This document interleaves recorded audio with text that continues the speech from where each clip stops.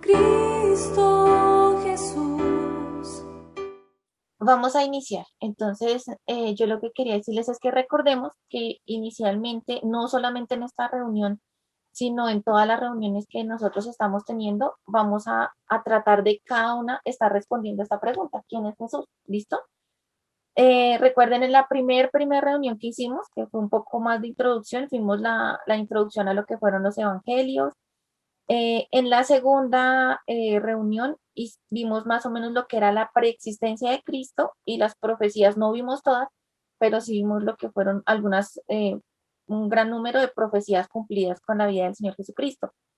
En la tercera reunión estuvimos viendo acerca de Juan el Bautista, y en esta reunión vamos a estar considerando algunas cosas de como tal de la encarnación de Cristo. A pesar de que nosotros estemos leyendo, digamos, algunos de los capítulos y porciones de los evangelios, no vamos a estar profundizando como tal en cada uno de los temas que estemos viendo ahí, porque lo que vamos a tratar de enfocarnos es ver los detalles de la vida del Señor Jesús, ¿listo? Entonces no vamos a estar abarcando absolutamente todos los temas, no vamos a entrar en detalle en el estudio como tal, lo que no quiere decir que cada uno en su casa, en su privacidad, en el estudio que el Señor a cada una le esté mostrando, pues no deje de ver detalles que el Espíritu nos muestra cada vez que nosotros leemos la palabra. Independientemente de que de pronto no los vayamos a contemplar como tal en la reunión, cada una sí los puede estar profundizando en el estudio personal, ¿listo? Entonces no dejen de observar esos detalles que a veces el Señor nos muestra cuando estamos haciendo la lectura de la palabra, ¿listo?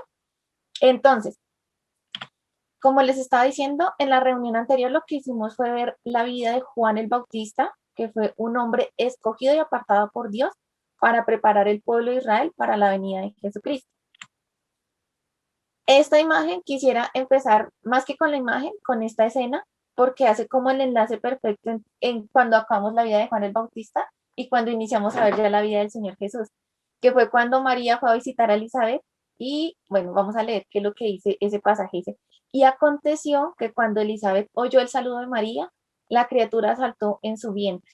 Y Elizabeth fue llena del Espíritu Santo y exclamó a gran voz y dijo, bendita tú entre las mujeres y bendito el fruto de tu vientre, porque me ha acontecido, ¿por qué me ha acontecido esto a mí, que la madre de mi Señor venga a mí? Porque he aquí, apenas la voz de tu saludo llegó a mis oídos, la criatura saltó de gozo en mi vientre. Y bienaventurada la que creyó, porque tendrá cumplimiento lo que fue dicho de parte del Señor. Entonces, no voy a profundizar en esta escena, solo quería dejarla ahí porque en realidad es una escena bien, bien preciosa. Entonces, el tema que vamos a estar considerando es la encarnación de Cristo. Yo cuando les colocaba el mensaje en el grupo para que tuviéramos presente lo que cada una iba a leer, sabíamos que, bueno, yo les hice una aclaración de que no íbamos a estar viendo que íbamos a estar viendo la encarnación y no la reencarnación. ¿Ahí me están escuchando, chicas? Sí, Yuri. Listo, gracias. Que de repente siento que estoy hablando sola. Tranquila, Entonces, tranquila. más adelante les voy a explicar detalladamente, solamente quiero hacer esa aclaración que no, encarnación no es lo mismo que reencarnación, ya lo vamos a ver. Entonces, antes de ver cómo tal la encarnación de Cristo, yo quiero que veamos algunos detalles que están justo en las porciones que nosotros leímos. Lo que nosotros hicimos fue leer algunos versículos en los primeros capítulos de Lucas y de Mateo. Entonces, vamos a ver qué cosas, o vamos a ver como más o menos qué detalles, digamos que están relacionados o íntimamente relacionados como tal con la vida del Señor Jesucristo en lo que leímos cada una en casa. Entonces vamos a empezar primero con el contexto familiar. Quiero que leemos una ojeadita, lo que les digo, vamos a dar un vistazo a algunas cosas, pero no vamos a hacer profundidad en otras. Entonces, los padres del Señor Jesucristo, ¿quiénes eran? María y José. Ajá. Sí. Muy bien, José y María. Entonces, quiero como tocar algunos aspectos que nosotros podemos ver como tal en la vida de estas dos, de María y José. Exacto. Entonces, primero, por lo que leímos, que fueron los primeros, lo que les decía, los primeros capítulos de Mateo y de Lucas, nosotros leímos en ambos libros que José y María estaban desposados. ¿Qué significa estar desposados? Entonces, exacto, no se habían casado, pero resulta que en la tradición judía, digamos que el matrimonio se daba en dos partes. Una primera parte que era el desposamiento. El desposamiento es como lo que nosotros hoy conocemos como compromiso, que era como un noviazgo, pero algo con mucho peso, era algo que era, exacto. Para ellos era considerado algo tan sagrado que tanto el compromiso o el desposamiento tenía exactamente la misma validez que el matrimonio. Incluso para disolverlo también se necesitaba hacer un trámite como el divorcio. Entonces, eso significa que estaban desposados. Pero ¿qué pasa? Usualmente cuando, digamos, se prometían los dos, cuando hacían este compromiso los dos que se iban a casar, usualmente ellos estaban, o sea, por tradición judía, ellos estaban comprometidos más o menos durante un año y un año después era que se celebraba la ceremonia de matrimonio. Entonces ellos estaban en ese espacio donde estaban comprometidos, más no se había realizado la ceremonia. Entonces ese era el estado en que ellos estaban cuando María se halló embarazada. Exacto. Cuando María ya estaba embarazada, entonces ahí pasó eso. ¿Qué pasaba en ese tiempo? Era como también una prueba de fidelidad para ver si el uno le era fiel al otro. Entonces, por eso ahorita entendemos un poquito por qué la reacción de José cuando dijo, no, ella está embarazada, yo más bien me voy. Él pensó inicialmente que ella le había sido como infiel. Pero entonces, bueno, es como para que lo tengamos ahí. Exacto. Entonces, ¿qué pasó? ¿Qué pasaba cuando una mujer, o bueno, sobre todo las mujeres, cuando se hallaban en infidelidad? Lo que pasaba es que incluso podía acarrear pena de muerte. Entonces, ahí vemos un carácter súper bonito de José, que en realidad la amaba y él dijo, yo prefiero pensar no, pero, perdón, yo prefiero que la gente piense que yo la abandoné, más no que piensen que ella me fue infiel. Por eso es que él la quería dejar secretamente. Entonces ahí empezamos a ver aspectos del carácter tanto de José como María que a mí me parecen preciosos. Estos dos personajes para mí es muy rico estudiarlos a pesar de que cada uno se dice muy poquito. No quiero tampoco que, bueno, nosotros por la historia, digamos, de lo que es la iglesia, nosotros nos hemos dado cuenta que algunas partes lo que hacen es adorar a estos dos personajes, que San José, María siempre dicen, quiero que veamos unos aspectos preciosos de ellos, pero por el hecho de que alguna parte los idolatre y los adore, sabiendo que el único digno de adoración es el Señor, pues nosotros tampoco vayamos a desconocer, o sea, ya no queremos saber nada de María y José, no, que nosotros también tengamos ese equilibrio de no adorarlos a ellos, pero tampoco desconocer lo que ellos hicieron y ese carácter precioso que ellos tenían. Exacto. Entonces acá nosotros vemos que a José, cuando él piensa dejar a María, un ángel se le aparece en sueños y le dice como, no la dejes y no temas en recibir a tu mujer porque, bueno, porque lo que está dentro de ella es del Espíritu Santo. Pero también vemos que dice que él no la conoció sino hasta después de que nació un niño. ¿Qué quiere decir no la conoció? Que no tuvo intimidad con ella. Exacto. Entonces, estamos viendo esos aspectos como tal de la familia o de los padres donde el Señor Jesucristo nació. Vamos a ver otros dos aspectos. Bueno, aunque se dice poco de José, Dios preserva su posición como cabeza al darle siempre a las instrucciones de lo que debía hacer en su hogar. Entonces, en esta primera aparición vemos que el ángel le dice a José que no teman recibir a su esposa y también le dice que le iba a poner como nombre al niño, le iba a poner Jesús. Luego le dice, bueno, tienes que ir a Egipto porque va a empezar la matanza de los niños. Y una vez está en Egipto, luego también le dice, bueno, ahora regresa a Nazaret. Vemos que, digamos, a nuestros ojos, yo creo que uno diría, no, pues ahí la importante es María, porque es la que está cargando al Señor, pero aún así el Señor no altera lo que en su esencia él también ha enseñado. Entonces él se entendía, era directamente con la cabeza del hogar, para tampoco como que nosotros en nuestro corazón digamos, no, pues es que también José ahí, no. Y otra cosa que nosotros vemos ahí, incluso en los mismos pasajes que nosotros leímos, dice que José y María después de eso tuvieron varios hijos después del nacimiento de Jesús. Ahí en Mateo 13, 55, 56 dice, no es este el hijo, bueno, cuando estaban hablando de Jesús, lo vieron que estaba actuando, dijeron, no es este el hijo del carpintero, no se llama su madre María y sus hermanos Jacobo, José, Simón y Judas, no están todas sus hermanas con nosotros, o sea, ya está hablando de hermanos y de hermanas. ¿Dónde pues obtuvo todas estas cosas? Si ustedes quieren profundizar un poquito más en cuanto a otros pasajes donde también se nos habla que hubo más hijos, están en estas citas que están aquí abajo, aquí donde dice más evidencia. Entonces ahí también pueden revisar esos otros pasajes. Ahora, voy a dar una pinceladita así suave, más o menos de lo que uno puede percibir en este relato, en lo que leímos de Mateo y de Lucas, acerca de José, el padre putativo de Jesús. ¿Qué podemos observar de él en estos pequeños relatos? Porque no es mucho lo que se dice de él. Primero, que era del linaje real. Ellos venían directamente, ellos venían directamente de la descendencia de David. Entonces, señora. Supongamos el primer hijo de María fue Jesús. Exacto, sí, ella cuando concibió era virgen. Fue el primer hijo. Incluso en los pasajes que leímos, dice, después de que el nacimiento de tu hijo, el primogénito. Primogénito quiere decir que es el primero. Si fuera unigénito, sería el único. Primogénito quiere decir que era el primero. Entonces, vemos en Lucas y en Mateo que José, bueno, que se narra que José venía de la casa de David. Incluso cuando vemos que ellos iban a ser empadronados o censados, ellos tenían que viajar a la ciudad para ser censados en la ciudad donde ellos eran el origen de ellos. Vemos que era un hombre justo, que no quería infamar a su esposa y que prefirió como cargar con la culpa a él, pensando que su esposa de pronto le había sido infiel. Era una persona obediente. Cuando nosotros vemos que el ángel le dice, José, no temas en recibir a su mujer, dice que él hizo como el ángel le había mandado. Entonces vemos también que había un carácter de obediencia en él. Y también sabemos que su profesión era que era carpintero. ¿Listo? Ahora veamos una pincelada de María, que Perdón, es un personaje precioso. yo Señora, tengo una pregunta.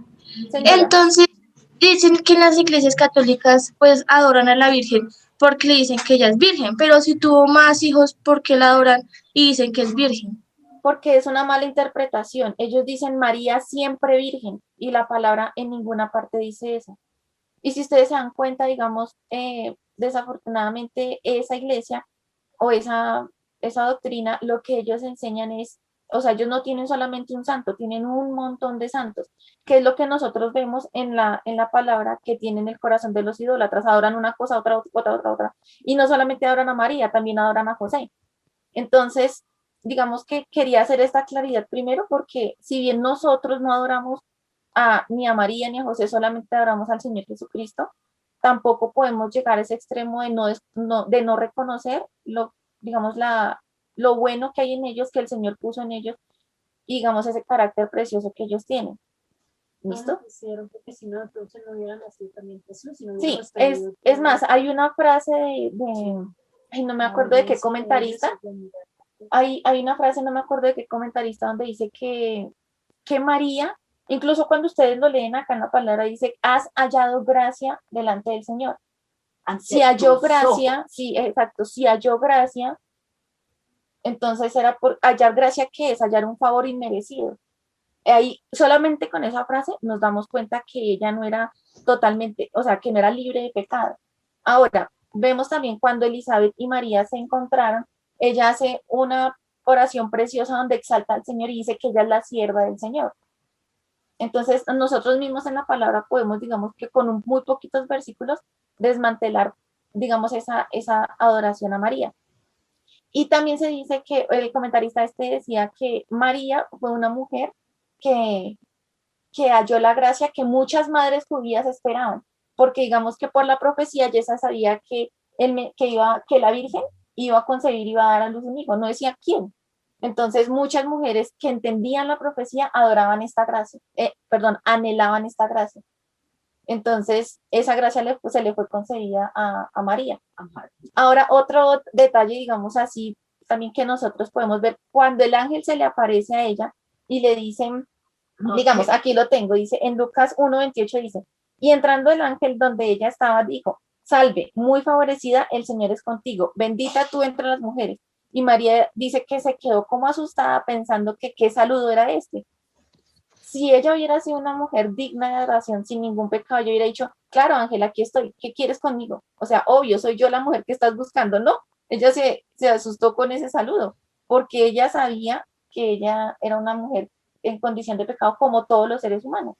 Entonces, listo, no vamos a entrar mucho en María, porque eso ya nos daría para otro estudio, pero como su persona, sin adorarla, vemos que ella halló gracia.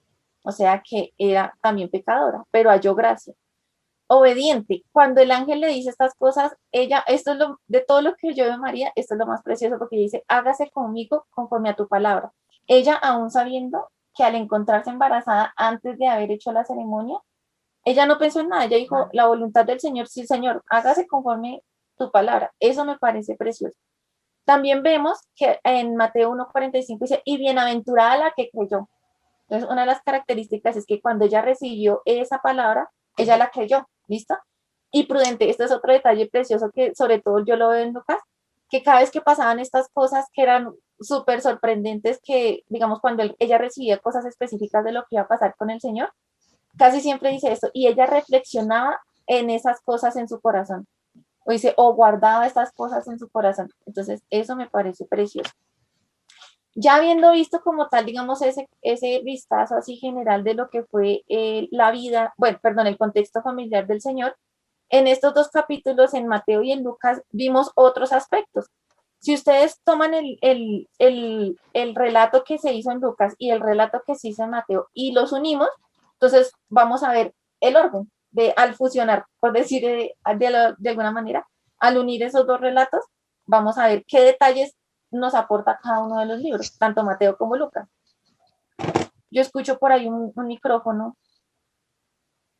Ah, es el de la Betty. Listo. Entonces, el nacimiento del Señor. Decimos que, bueno, esto empieza un poquito antes, en Isaías 7:14, ya se había anunciado que la Virgen concebirá y dará a luz un hijo. Este fue un hecho que fue profetizado 700 años, más o menos, un poquito, de pronto un poquito más, 700 años antes del nacimiento del Señor. Ya se había anunciado por el profeta, bueno, en el libro de Isaías está este registro de que la Virgen concebirá y dará a luz un hijo. Después de esto, cuando unimos Mateo y Juan, vamos a hacer solamente un pincelazo, no vamos a entrar en cada uno de los detalles.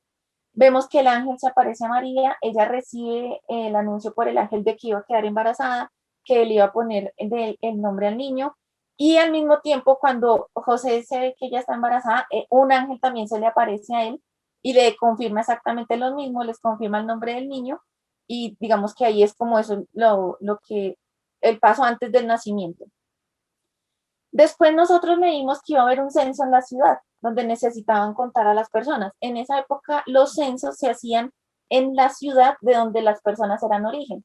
Como él era, digamos, del linaje de David, tenía que ir directamente a esta ciudad para poder ser censado. Pero entonces imagínense, todas las personas que correspondían a esa ciudad tenían que llegar. Por eso era que no había lugar para ellos en ningún hospedaje. Entonces cuando ella llegó y ya llegó el momento de que ella diera luz, pues entonces le tocó en un pesebre. Un pesebre es como un establo donde estaban los animales. Después de esto vemos que cerca de ese sector habían unos pastores que fueron avisados por un ángel, que después aparecieron más ángeles, pero se les anunció a estos pastores, no. Ay, ya les voy a hacer esa claridad, esa anotación me gustó. Resulta que estos pastores fueron avisados por un ángel, estaban ahí No la cerquita. escuchamos, Yuribia. ¿Ahí se escucha mejor? No, a su merced sí, lo que dijeron atrás. Ah, no, ya les digo, es que es una sorpresa. Entonces, resulta que en ese sector ahí, cercano a donde había nacido el Señor Jesús, habían unos pastores que fueron anunciados por un ángel, después aparecieron otros ángeles, donde se les dijo, os ha nacido hoy en la ciudad de David un Salvador, que es Cristo el Señor. Y esto os servirá de señal. Hallaréis a un niño envuelto en pañales y acostado en un pesebre. ¿Listo? Esos son los pastores. Después de eso, ¿qué pasó?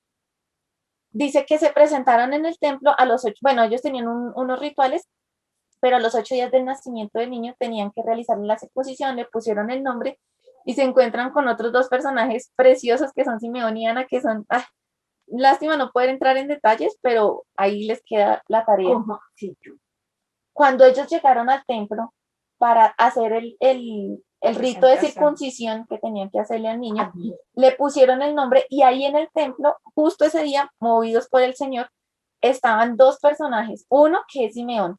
De Simeón sabemos que el Señor le había prometido que no iba a morir antes de ver al Salvador. Y ese día, cuando él lo vio, él entendió que él era el Salvador. Y él se puso muy feliz porque dijo, por fin, ya puedo morir. Ya puedo morir porque ya vi la promesa del Señor. Y también vemos a Ana, que era una profetisa que llevaba muchos años sirviendo en el templo, que era una mujer de avanzada edad, que también cuando vio al niño, empezaron a hacer, esto está en Lucas, sí, en Mateo. En Mateo. Pero bueno, eso no vamos a entrar en ese detalle, pero entonces es para que ustedes sepan que aquí hay más personajes preciosos que no vamos a profundizar. Ahora viene el apunte que hizo aquí el cita. Después uno visita a unos magos. Ellos fueron los que vieron la estrella, no fueron los pastores.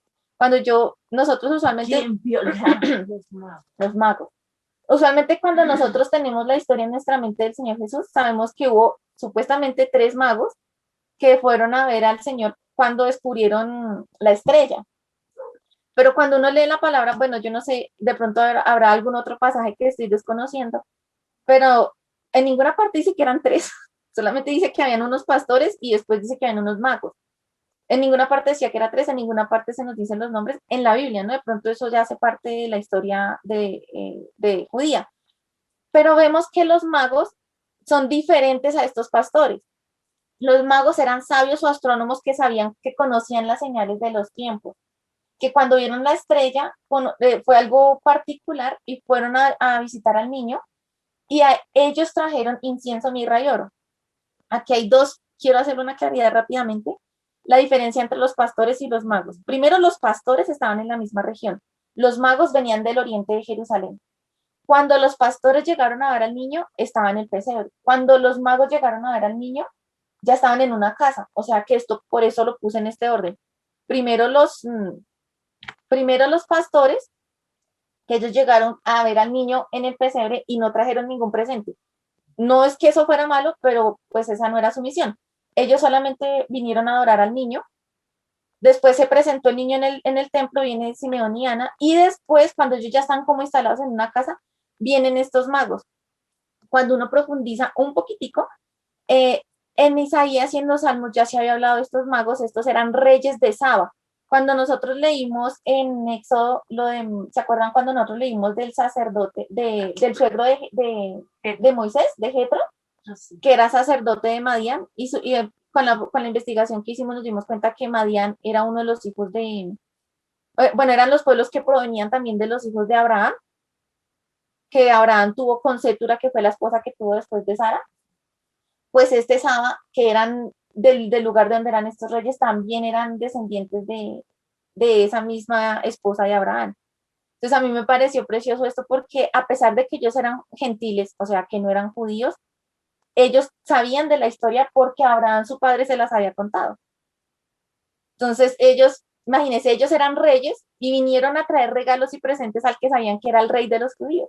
Entonces esta escena también es preciosa y es diferente a la de los magos, ¿listo? Bueno, acá ellos trajeron oro, incienso y mirra. El oro es... Sí, el oro representa la deidad y la gloria de la persona divina. O sea, estos presentes no fueron algo al azar. El incienso es un olor grato, ¿no? Entonces es el ungüento o perfume, que es la fragancia de una vida sin pecado. O sea, estos presentes eran como proféticos. La mirra. No, el incienso. Y la mirra era una hierba amarga. Y la hierba amarga en ese momento lo que hacía era como un presagio de los sufrimientos que iba a tener él como Salvador, como ser humano. Listo. Después vemos que Herodes manda matar los niños porque él era un rey impuesto por Roma y entonces al escuchar que había nacido el rey de los judíos, él sintió que su reinado estaba en riesgo. Exacto, entonces mandó a matar todos los niños. Ellos huyen a Egipto después de que mueren los que procuraban la muerte del niño, entonces vuelven a Nazaret. ¿Listo? Entonces ese es como el contexto histórico de todo lo que estuvo relacionado con el nacimiento. nacimiento del niño. De Jesús. Lo que vamos a ver hoy como tal, bueno, este es un pequeño adelanto, solamente voy a tocar ese versículo, donde dice, y el niño crecía y se fortalecía, llenándose de sabiduría, y la gracia de Dios estaba sobre él. Con el favor del Señor, hoy terminamos de ver esta parte como el contexto histórico de la relacionado al nacimiento y como un pincelazo de esto. Vamos a tocar también lo que es la encarnación en esta y en la próxima reunión, y ya después vamos a entrar a enfatizar o a profundizar un poquito más en lo que es la infancia del Señor, ¿listo? Entonces esto solamente es como un pequeño adelanto, sí. Aquí yo quiero hacerles una pregunta, bueno, unas preguntas y datos relevantes en cuanto a lo que leímos en Lucas y en Mateo. Si ustedes se dieron cuenta con lo que hemos estudiado la reunión pasada en Zacarías, en cuanto a la vida de Juan el Bautista, vemos que el ángel Gabriel fue el que le anunció a Zacarías el nacimiento de Juan, pero el ángel Gabriel también fue el mismo que le anunció a María el nacimiento del Señor Jesús. Entonces ese es como un dato curioso. El mismo ángel. El mismo ángel, ¿Eres sí. mensajero? No sabemos, solamente sabemos que fue él. Sí. Ahora yo quiero hacerles una pregunta. De la familia, Caro. El ángel de la familia. El ángel de la familia. Ah, de pronto, sí. Lindo, lindo, lindo. Aquí yo les quiero hacer una pregunta. El mismo ángel le avisó a Zacarías y le avisó a María. ¿Cuál es la diferencia entre la respuesta de Zacarías y la respuesta de María? Aquí yo se las puse. La respuesta de Zacarías al recibir el anuncio, él colocó, ¿en qué conoceré esto? Porque soy viejo y mi mujer es de edad avanzada. Y María contestó, ¿cómo será esto? Pues no conozco varón. Ajá. ¿Qué diferencia ven ustedes en esa respuesta? Digamos, si yo les comentara mi experiencia, yo diría, ambos tuvieron duda. Entonces, ¿por qué Zacarías recibió un castigo de que... Sí, porque Zacarías quedó mudo y porque María no? No. Hermanita, solamente activen el micrófono si van a contestar, porque si no, No, si se escucha mucha interferencia.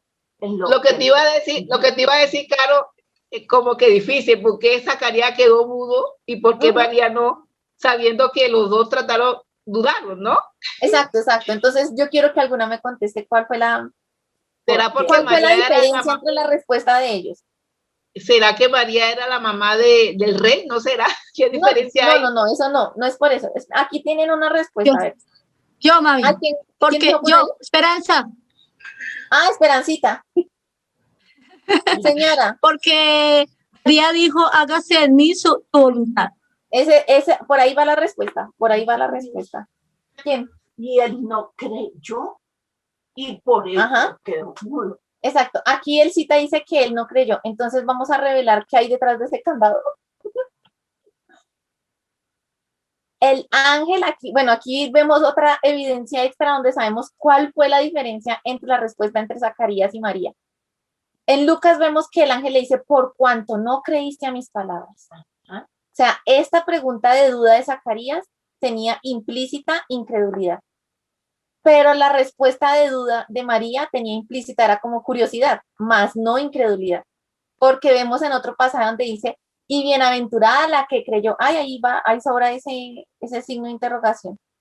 Y bienaventurada la que creyó. O sea, ella incluso haciendo una pregunta, ya solamente tenía curiosidad, más no tenía duda. En cambio, Zacarías sí tuvo duda. Listo, vamos a los otros datos relevantes. Bueno, tanto a José como a María se les dijo cuál era el nombre que le tenían que poner al niño, que fue Jesús. Y ahora viene otra pregunta. ¿Cuál es la diferencia entre el anuncio que el ángel le hizo a José y a Zacarías con respecto a los niños por nacer? Porque a los dos se les dio un aviso de que iban a nacer el niño, pero ¿cuál fue la diferencia? Ahí están las dos preguntas, ahí están los dos enunciados para que ustedes vean la diferencia. A Zacarías le dice, y tu mujer Elizabeth te dará a luz un hijo y llamará su nombre Juan. Y a José le dice, y dará a luz un hijo y llamará su nombre Jesús. ¿Cuál es la diferencia? El nombre del niño y lo que significa el nombre de cada niño. Bueno, sí, pero sabemos que eran personas diferentes. En cuanto al anuncio como tal que le hace a cada uno de los varones, ¿cuál es la diferencia? ¿Quién la dice? Que a Zacarías le dice, y tu mujer te dará un hijo. En cambio, a José no le dijo eso. A José le dijo que le dará. Exacto. Que dijo Esa María es la era Dios. respuesta. Que dijo Esa María es era la Dios. respuesta. El ángel le está diciendo a Zacarías que te dará a luz un hijo. O sea, a ti, o sea, que iba a ser de su simiente. En cambio, José dice, y dará a luz un hijo, haciendo como un énfasis de que el hijo biológicamente no era de José. Entonces son datos así importantes, importantes. Entonces, Y que no, sí, sí, pero son preciosos. A mí me encantan estos detalles. Entonces, listo, chicas. Hasta aquí es un repaso así como una pincelada en cuanto al contexto de todo lo que se vivió alrededor del nacimiento del Señor Jesús. Ahora vamos a entrar a ver como tal lo que es la encarnación. Hoy solamente vamos a ver como la introducción de lo que es la encarnación, de lo que significa la encarnación, y en la próxima reunión vamos a profundizar un poquito más en cuanto a este tema, ¿listo?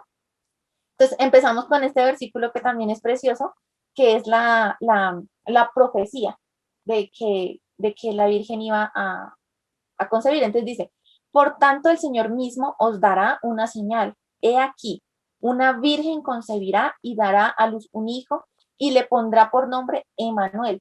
Ustedes no se han preguntado por qué en una parte dice que le pondrá por nombre Emmanuel, pero en otra parte dice que le iba a poner por nombre Jesús. Sí, Que a uno como al fin, ¿qué? ¿Qué nombre va a tener? Emmanuel, por Mateo, no por Mateo, en Mateo hace la interpretación, él dice, Mateo o Lucas, bueno, ya no me acuerdo, en los evangelios, perdón, dice, no es en Mateo, nos dice, y le pondrás por nombre Emmanuel, que significa Dios con nosotros. Eso es lo que significa Emmanuel.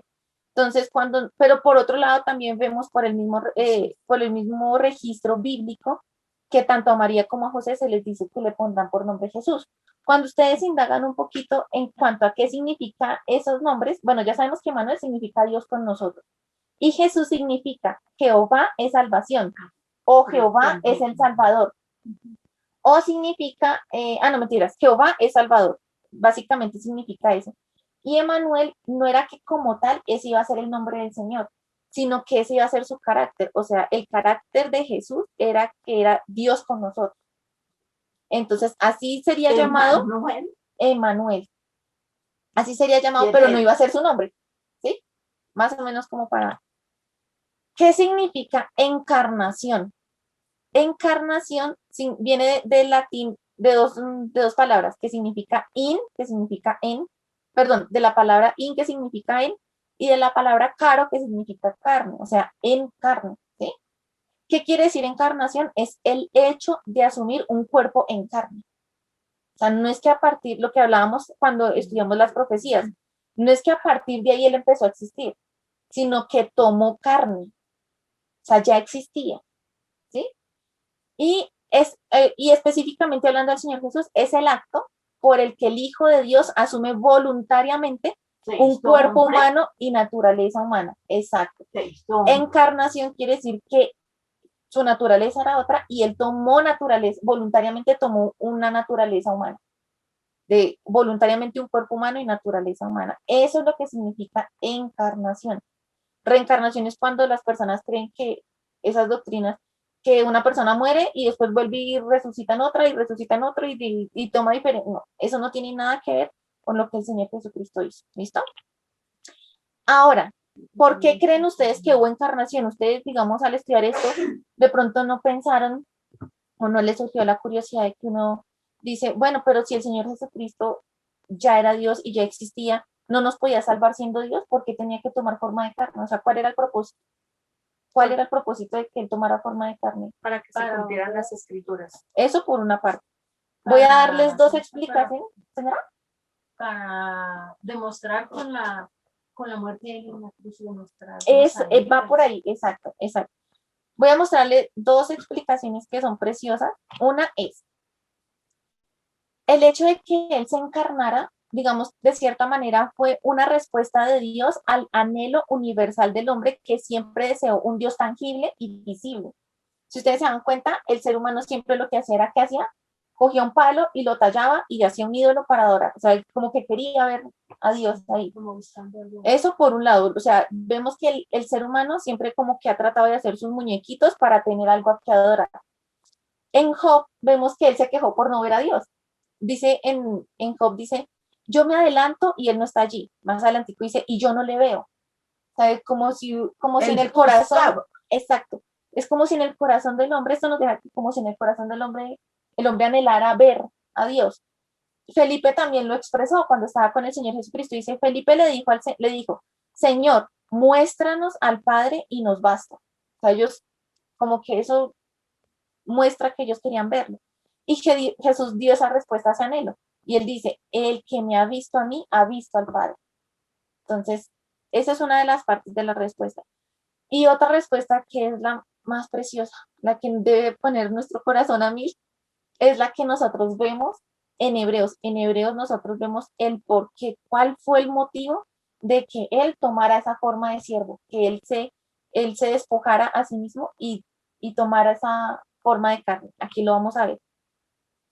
Primero, o sea, el propósito principal era para cumplir el perfecto plan de redención, que es lo que decía la señora Ceci, para que él tuviera que morir en la cruz. Entonces aquí no voy a entrar a explicarles porque o sea, digamos, yo considero que está muy claro, solamente hice énfasis en otro color aquí en cuanto a las partes más importantes, o sea, más relevantes del tema que estamos viendo, pero se los voy a leer muy despacito para que ustedes entiendan la respuesta que mismo Hebreos nos da, o sea, la misma palabra nos está dando la respuesta de por qué él se hizo carne. Dice, debido a que los hijos de Dios son seres humanos hechos de carne y sangre, el Hijo, o sea, Jesús, también se hizo de carne y sangre, pues solo como ser humano podía morir y solo mediante la muerte podía quebrantar el poder del diablo, quien tenía el poder sobre la muerte. Únicamente de esa manera el Hijo podía liberar a los que vivían esclavizados por temor a la muerte. ¿Qué continúa diciendo? Dice, también sabemos que el Hijo no vino para ayudar a los ángeles, sino que vino para ayudar a los descendientes de Abraham, o sea, a nosotros. Por lo tanto, era necesario que en todo sentido Él se hiciera semejante a nosotros, como nosotros, sus hermanos, para que fuera nuestro sumo sacerdote fiel y misericordioso delante de Dios. Entonces, o sea, cuando Él ya se hiciera semejante a nosotros, entonces podría ofrecer un sacrificio que quitara los pecados del pueblo. Exacto. ¿Por qué? Ustedes se acuerdan cuando leímos Éxodo que los sacrificios siempre, bueno, el sacrificio principal, que era el de la Pascua, era un cordero perfecto, sin manchas, sin defectos. ¿Qué quiere decir? Que la única manera de redimir la humanidad, la única manera de quitar el pueblo, era presentando como uno del mismo pueblo, pero que fuera perfecto. O sea, tenía que haber un humano perfecto que en representación de toda la humanidad humana ofreciera un sacrificio perfecto. Solamente el Señor lo podría hacer. Él nació, Él tomó forma de carne, se encarnó, vivió una vida perfecta, que era ese incienso agradable al Señor, una vida sin pecado, y cuando ya se convirtió en ese cordero perfecto, fue sacrificado. De otro modo, no hubiese podido haber redención para la humanidad. Entonces, quizás nosotros no entendamos cómo Jesús podría ser al mismo tiempo enteramente divino, o sea, que fuera totalmente Dios, y con todo o al mismo tiempo realmente humano. Pero eso no es un obstáculo insuperable para la fe. Este hecho ha sido creído por muchas de las mayores mentes de todos los tiempos. Entonces, chicas, el tema de hoy va hasta aquí. Aquí ya podemos empezar nuestra mutualidad. Entonces, obviamente nos queda todavía mucho por abarcar de la encarnación. Como tal del tema de la encarnación, lo que vimos hoy es solamente como una pequeña introducción, un pequeño abrebocas, para complementarlo en la próxima reunión ya como tal de la encarnación. Entonces, hoy vimos todo el contexto histórico y los hechos que estuvieron relacionados al nacimiento del Señor, que es la encarnación de Jesús o de la segunda persona de la Trinidad, y qué significa la encarnación y por qué la encarnación. Entonces, ya yo creo que hasta aquí llego. Supongamos, uno se pregunta por qué Dios permite tanta cosa, tanta maldad, tanto esto, si Él se hizo hombre para Aquí. morir con... Exacto, lo que pasa es que Él se hizo hombre para presentarse como un sacrificio, pero no todos iban a querer estar bajo ese sacrificio. Entonces, No hasta todos que eso no querían. pase, por lo menos aquí nosotros vemos, aquí dice, únicamente de esa manera el Hijo podía liberar a todos los que vivían esclavizados por temor a la muerte. Esto nos quiere decir que nosotros por naturaleza estamos esclavizados, tenemos una naturaleza de pecado a la que estamos esclavizados. A menos de que nos convirtamos al Señor, vamos a seguir viviendo en esa naturaleza, claro. Por eso es que cuando nosotros leemos Apocalipsis y vemos todas las cosas preciosas que dicen, y los mismos ángeles dicen, ven, Señor Jesús, ven, porque ya es hora de que esto se acabe, para que empiece ya como tal eso que nos está prometido. Pero ya, chicas, entonces hasta aquí voy a dejar de compartir la pantalla. Estas imágenes que estamos como en la búsqueda del tesoro y me hace acordar esa parte que dice de que creo que es en una parábola que un hombre encontró un tesoro en un campo y él vendió todo por comprar el campo. Entonces, así mismo que nosotros podamos despojarnos de todo lo que nosotros tenemos para encontrar, o más que encontrar, poder conocer más ese tesoro que es el Señor Jesús, porque ese tesoro no lo podemos comprar. El campo sí, pero el tesoro no. Entonces, bueno, dicho eso, continúo. Entonces, la parte que yo les quería hacer como el comparativo era aquí, cuando dice en Lucas, les voy a leer, dice Lucas 2 desde el 21, dice, cumplidos los 8 días para circuncidar al niño, le pusieron por nombre Jesús, el cual le había sido puesto por el ángel antes de que fuese concebido. Y cuando se cumplieron los días de la purificación de ellos, conforme a la ley de Moisés, le trajeron a Jerusalén para presentarle al Señor. Como está escrito en la ley del Señor, todo varón que abriere la matriz será llamado santo al Señor. Y para ofrecer conforme a lo que dice la ley del Señor, un par de tórtolas o 2 palominos. Entonces yo quería, bueno, para mí es muy importante evidenciar lo que dice aquí y buscar en dónde es que me están diciendo eso. No como que a mí me dice esta parte de esto y ya yo me quedo como que, sí, en alguna parte lo dirá, pero entonces yo necesito saber en dónde lo dice. Y entonces aquí busqué y es en Levítico 12. Entonces la primera parte que dice que dice cuando nace un varón que se hacía según la ley de Moisés. Y dice, habló Jehová a Moisés diciendo, habla a los hijos de Israel y diles, la mujer cuando conciba y dé a luz un varón, como en este caso el Señor Jesús, será inmunda 7 días, conforme a los días de su menstruación será inmunda. Y al 8º día se circuncidará al niño. Y vemos ahí en el primer verso que yo leí, dice, cumplidos los 8 días para circuncidar al niño. Entonces vemos cómo una cosa y otra se soporta una de la otra. Y luego dice, mas ella permanecerá 33 días purificándose de su sangre. Ninguna cosa santa tocará ni vendrá al santuario hasta cuando sean cumplidos los días de purificación. Entonces, si hacemos la suma, eso dan 40 días, que es lo que nosotros ahorita decimos que es la, ¿cómo se llama? Cuando estamos... La dieta. Es. Entonces, ahí están los 40 días y aquí para el caso, en hombres son 40 días y para mujer son más días según la ley, pero digamos eso no viene ahorita, pero ahí les dejo como dato. Y también está en Levítico. Entonces, bueno, para el sacrificio requerido dice, cuando los días de su purificación fueren cumplidos, y ahí estamos diciendo que cuando se cumplieren los días de la purificación de ellos, y aquí estamos viendo, por hijo o por hija, traerá un cordero de 1 año para holocausto o un palomino o una tórtola para expiación a la puerta del tabernáculo de reunión, y eso fue lo que sucedió ahorita aquí en Lucas, eso es lo que nos está narrando. A la puerta del tabernáculo de reunión al sacerdote, y él los ofrecerá delante de Jehová y hará expiación por ella, y será limpia del flujo de su sangre. Esta es la ley para la que diere a luz hijo o hija. Y esto para mí traspasó mi corazón. Entonces la parte que dice, y si no tiene lo suficiente para un cordero, tomará entonces 2 tórtolas o 2 palominos, uno para holocausto y otro para expiación, y el sacerdote hará expiación por ella y será limpio.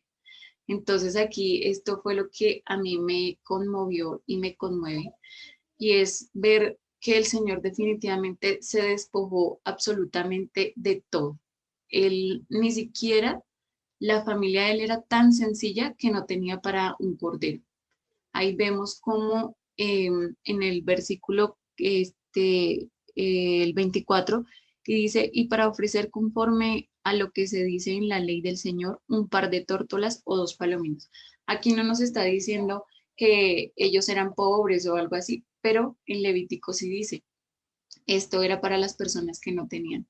Y bueno, el Señor vemos que hasta esto no era un cordero, fueron 2 tórtolas y 2 palominos. Entonces, mis hermanas, era eso. Muchas gracias.